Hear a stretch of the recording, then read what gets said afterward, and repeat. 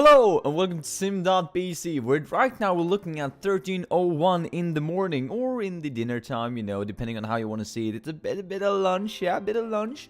And yesterday, or rather in the middle of the night today or this morning, I recorded something new, something original, something that I thought was quite interesting. I had this idea, or I was struck by this idea that, well, why am I expressing my opinions online? Because people have come up to me and actually asked me that out loud. They were like, or outright, directly to my face, like, well, you have this YouTube channel, I understood that. And I'm like, yes. Said I. Why? So why are you expressing your opinions online? Because you're not 100% right all of the time. So why are you spreading your ideas knowing that you're not always right? And I thought that was such an interesting question. So I was like, hang on a minute. Let me think about that. And that's what I did, because at the time when they asked me, I was just like, because I can.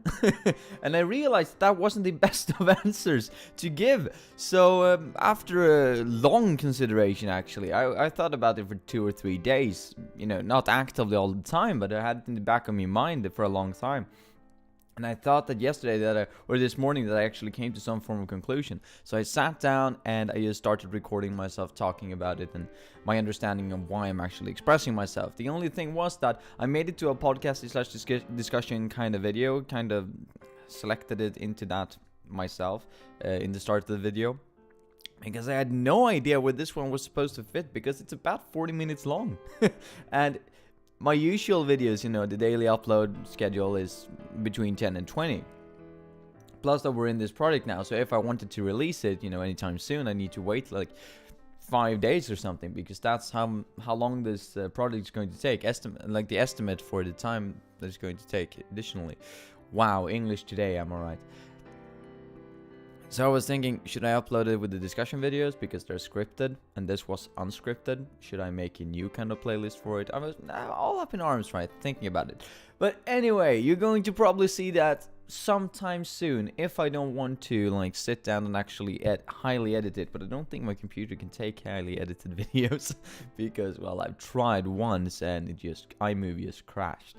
Anyway, that is not why you're here now, is it? No, you're here because we're going to continue with the project that I'm talking about, to which I was referring to. And what project is that, you may ask? Well, it is the founder's problem. If this is the first video that you're seeing in this project, well, we're talking about the founder's problem. And it's a bit self-explanatory now, isn't it? It's all about when you're making a startup, as a solo entrepreneur, as a solo founder actually of a company, what kind of problems can you anticipate when you're doing this? When you're going at it, when you're doing your first business, what kind of ideas do you have? How will you go about these ideas? Is it more about the execution or putting in the time? If you put in the time, will you actually gain something from it? Is it depending on how you use your time? Those are some of the issues, right? But we've gone through plenty, so before here I'm going to be like 4 or 5 videos after this one discussing that, if this is your first video finding it. But today we're going to talk about the specifics of, I'm saying the specifics, but we're actually having 2 different things to talk about. Because in yesterday's video, I was touching upon that, well, you're a public person when you're making a company, because, well, you're not, but in essence you are, because you're going to have all of these fancy positions, right? Because you're the founders, you're the CEO, you're the CFO, you're the CEO, you're the CIO, and so on and so forth.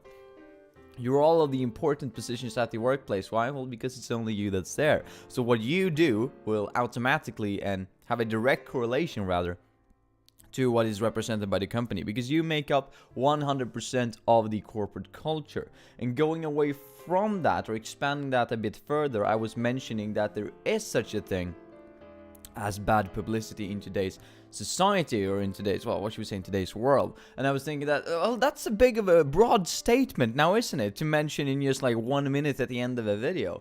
So I was thinking, why not discussing that a bit deeper and talk about it, give some examples in today's video instead, and pushing the building your best team until, well, the future. If this isn't 2 or 3 minutes, and then I realized that, wow, we didn't go anywhere really with this idea, so then perhaps I will slot into that one. But we're going to try and focus on that there is such a thing as bad publicity. And just giving a bit of context, the entire quote and the entire concept of that there is no such thing as bad publicity As least as I've been able to gather the information, and as least as I am understanding it. And of course, yet again, apply source critique to this, because you might have found different sources saying different things, and of course you shouldn't take this at face value. You should of course try and evaluate the information I'm providing and check it to yours that you found. But the idea that I've come across in the analysis that I've made and the conclusions that I've reached is that previously, alright, say 50, 100 years ago, it was really hard to actually get any form of publicity.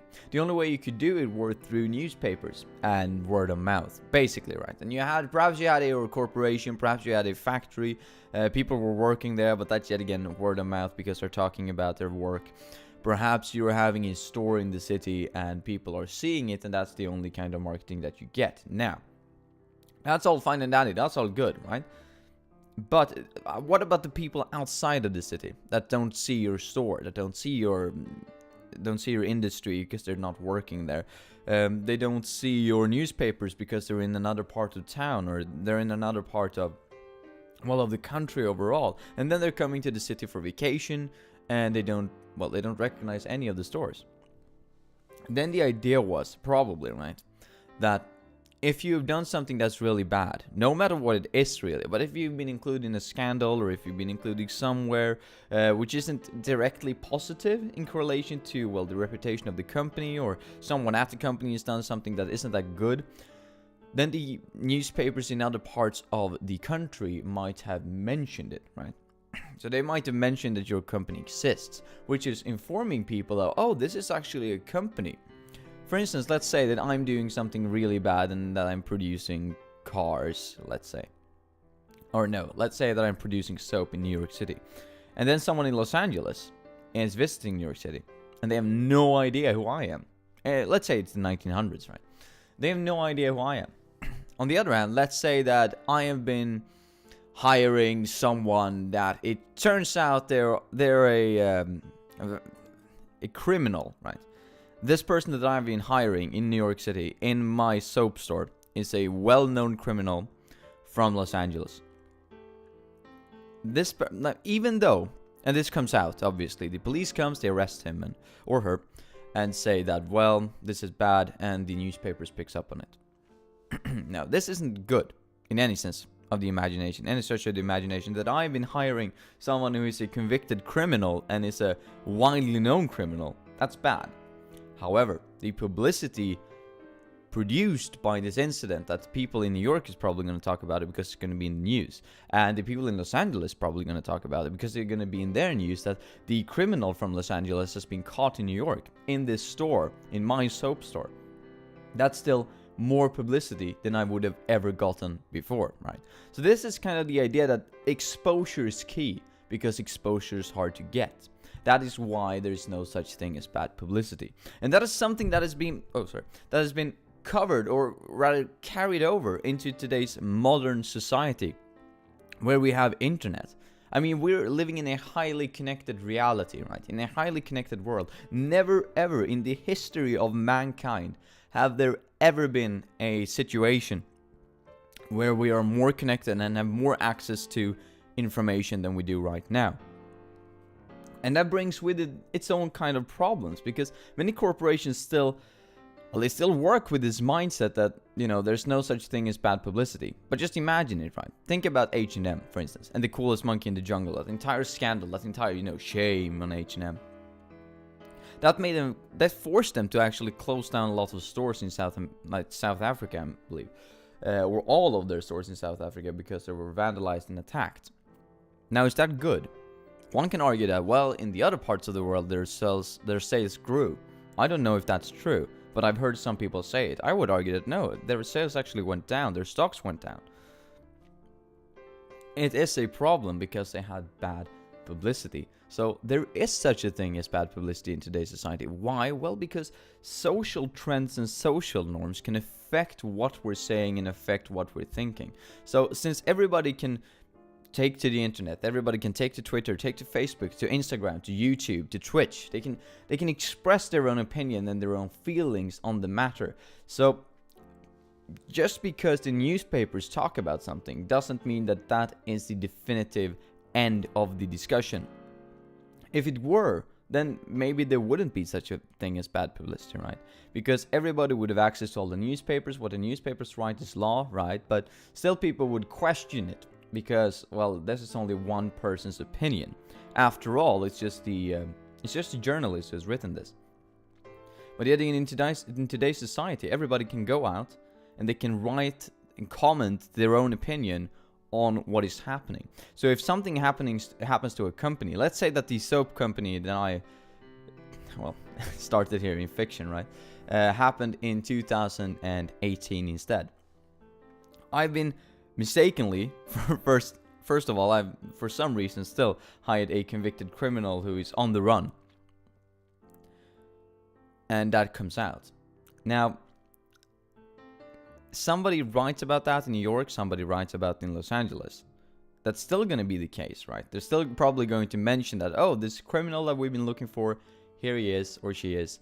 You're just going to say he for comfort now that I'm going to use a pronoun. So he is here at this store.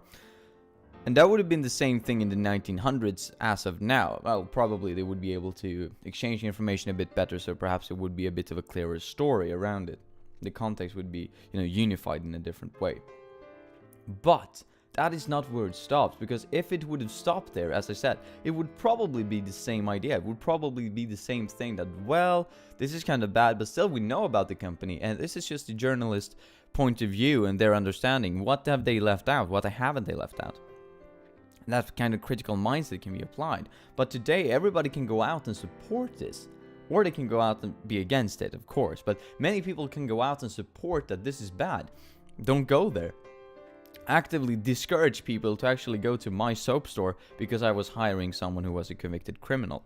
And this is the social trend that I'm talking about, that since the newspapers wrote about something, and this is not necessarily a newspaper problem. It could be the news, it could be a political statement, it could be someone who's just very influential and have lots of followers on social media, can go out and say something. And then lots of people are backing that up because they have either they're convinced that this person is right, or they're just, agreeing that, well, I feel the same way, and those are two different things, by the way. And or they can just say that, well, this makes sense, this is logical, right?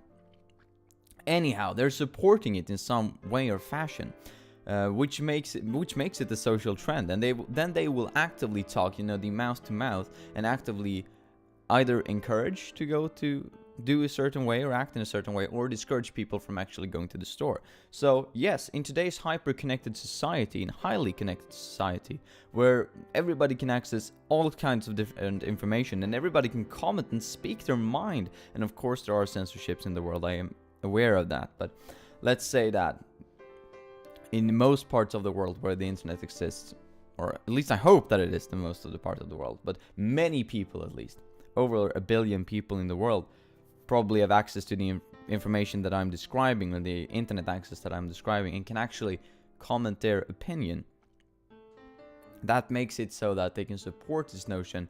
And so these people are saying, well, the journalist, it's only their point of view, yeah, it's only their ideas of the events. How am I sure that they're right? Now that everybody's going out and saying, well, they are actually right, I agree, showing other people that they agree, that might make that critically minded person saying that, well, now it's not only the journalist, now it's like 1 million people saying that this is bad. Maybe it's really bad.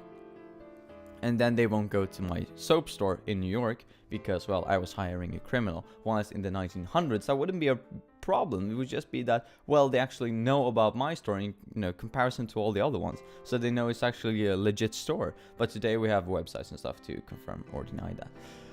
I know that was a bit rambly, and that was maybe have been a bit abstract to many of you who are listening as well, but I thought it was quite of an interesting concept. So please comment down below what you think about if there is such a thing as bad publicity, because I truly believe that there is today. And even if my opinion got across or it didn't, I'm planning on making kind of a discussion-y video about this as well in the future, because I think that this is a topic that needs to be explored deeper and for a longer amount of time, given more examples, to be able to nail down the abstract parts of this discussion, which is namely, is there such a thing as bad publicity? I would argue yes, but what is this based on? Because me saying yes based on the, well, analysis that I've been made, or the data that I've been covering, or that I've been in contact with, transforming that into information, trying it, providing it to you, well, should you just take that at face value?